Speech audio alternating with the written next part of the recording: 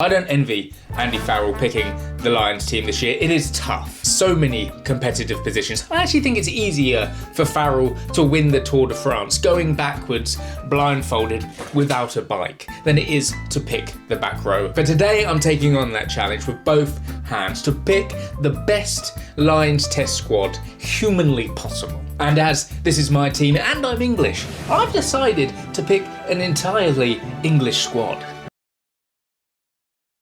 Just as a warning before the video starts, there are some rogue picks in this team, okay? This isn't necessarily the team I think will be picked for the Lions. This is just the team that I would like to see be picked for the Lions, okay? So you have been warned.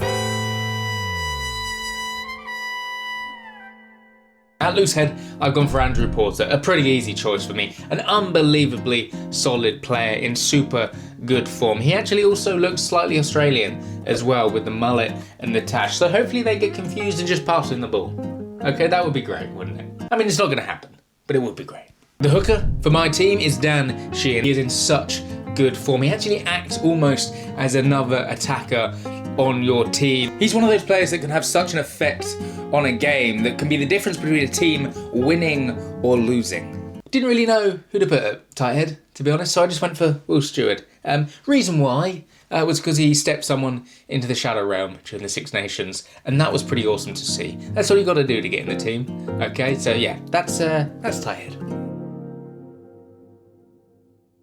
4 and 5 are pretty easy choices for me. First up, I went for Burn. That's because this guy has a serious engine on him. He's also extremely defensively sound. I think it's easier to break into Area 51 than it is to get past this man in a defensive line. And then my second row, that felt weird to say, was actually Maro Itoje. And the reason I went for him is because I feel like he'll bring a level of experience to the team that will be really valuable. I also thought of the likes of McCarthy and Ryan, but with Itoje, I just think he has an edge to him that the others don't. He has this ability to, when the going gets tough, he can get his team out of some really dark spaces. You could honestly pick so many different combinations of the back row and they would all do a good job. There is so much competition with so many good players. However, I do think there is one obvious choice, and I think that's number 8. For me, it will be Caelan Doris. A big man that makes big tackles and makes even bigger carries. Doris is the kind of player that will continue to provide front football throughout a game, and that is really what you need against a team like Australia. He was obviously the captain for Ireland during the Six Nations, and he will be the captain for my Lions team. Watch out, folks. Here comes my first rogue pick. Not really sure what happened to the brainwaves when I thought of this one, but for number 6, I'm going for Courtney Lawes.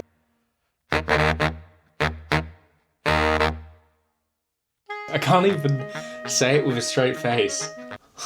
If I'm being completely honest, I haven't watched a single second of French Division 2 rugby, probably in my entire life. However, it's Courtney Lawes.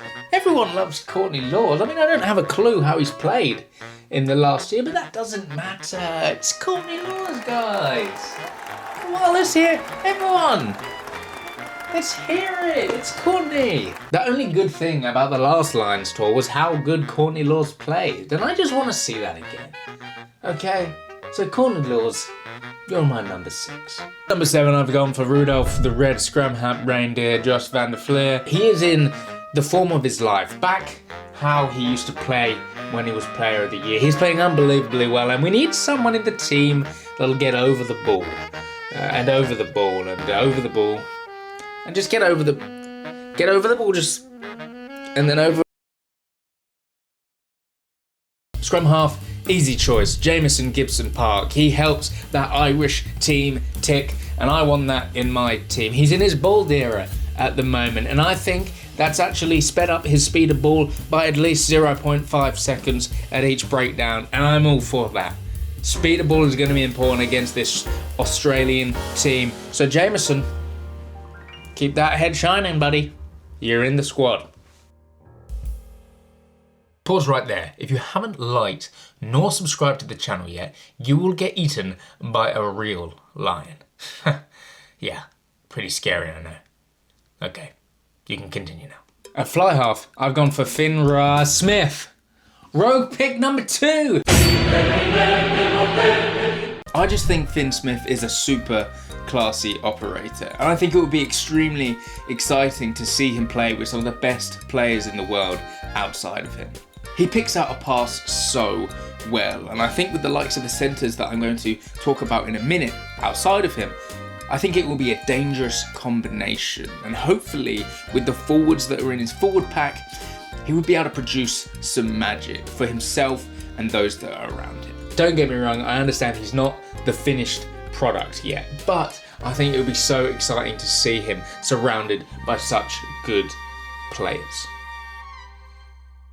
At number 12, I've gone for Bundee Aki. He is a no-brainer. He is one of the best centres in the world right now and has been for a number of years. He's almost going to act like a reliable rock for the team, carrying hard and making dominant tackles. He was one of the first names I put on this team sheet. And for his centre partner at 13, I've gone for Hugh Jones. I've been so impressed with Hugh Jones this year at the Six Nations, and I actually have been for many years now. I'm a big fan of the way he plays. He is a really consistent player that has a surprising amount of pace on him to get round the outside. Partnering him with Aki, I think, would make such a lethal combination. The power of Aki and the pace of Jones combined together to make some sort of Power Ranger team up would be amazing to see. And with the likes of Finn Smith inside of them, passing them these amazing passes, I think it would be a combination that Australia, quite frankly, can't deal with. Right, so for fullback, I've gone for Hugo Keenan. Gone for Keenan because he just has that level of consistency that will be great within the Lions team. He is really strong under the high ball, a great attacking threat, and is defensively sound, and will hopefully be able to bring the best out of those that are around him, running those supporting lines and offloading as he does so well. For fullback, I nearly went for Kinghorn as well, but he can cover so many positions, so instead I'm going to stick him on my bench. My first winger will be rogue pick number 3, Louis Rees-Zammit. Don't worry, that's a joke. In all seriousness though, my first winger will be James Lowe, just because of his left leg, that wonderful left leg that he can kick so well with. I want that in my team. He's also quite a good rugby player as well, I'll give him that. He can carry hard and he's pretty fast, he can offload very well, and I want that on my wing. And my second wing is actually Darcy Graham. I'm a huge fan of Darcy Graham. I think he does an unbelievably good job of getting off his wing and putting in the work around the pitch. He's also surprisingly good in the air as well. He kind of has that kamikaze mindset that says, I don't care about my physical well-being. I just want to catch that ball, and I want that in my team. So for my bench, I'm just going to go rapid fire style. Okay, I've gone for a 6-2 split because I love rugby. Okay, I've gone for Genge, Kelleher, Furlong, Conan, Tom Curry, Ben Earl, Alex Mitchell, and Blair Kinghorn. If that doesn't scream flair and excitement, I don't know what does. So thank you so much for watching. I really, really do appreciate the support. If you did like this video, please like and maybe subscribe to the channel, and hopefully I will see you in my next video. Alright, see you in a bit. Bye bye bye bye bye bye bye bye.